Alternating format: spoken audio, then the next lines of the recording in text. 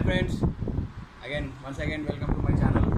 ఇప్పుడే food challenge వచ్చేసి 3 దోశలు, egg dosa, plain dosa, 1 more plain dosa, 2 plain, 1 egg, తర్వాత 2 ప్లేట్స్ ఫుడ్, తర్వాత చట్నీలు, దోశలకి ఎర్రకారం, పచ్చికారం, మీకు తెలుసు కదా ఫ్రెండ్స్, సాల్ట్లో ఖచ్చితంగా ఉంటుంది నాకు.